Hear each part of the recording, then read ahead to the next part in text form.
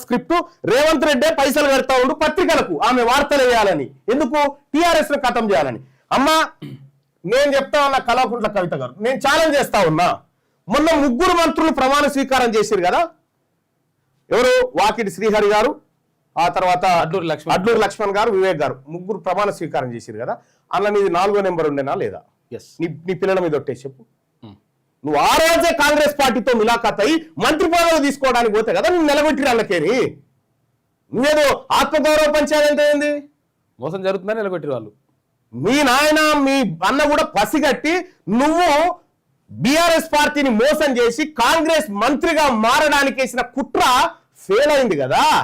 ఆ రోజు 4వ నెంబర్ నీది ఉండేనా లేదా?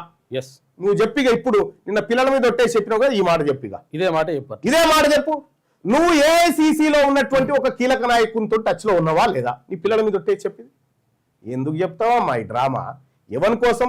బీసీ ప్రజలారా, మళ్ళా అయ్యది అయిపోయింది, ఇక ఈమె బయలుదేరింది, జాగ్రత్త. వీళ్ళకి అలా ఇచ్చిన పాపమే. మనం ఈ 78 సంవత్సరాల మన రక్తం దాగిన జాతులు వీళ్ళంతా. ఎవరికే సానుభూతి లేదు. మన ఆత్మగౌరవం మనకు ఉండాల్సిందే బీసీలారా.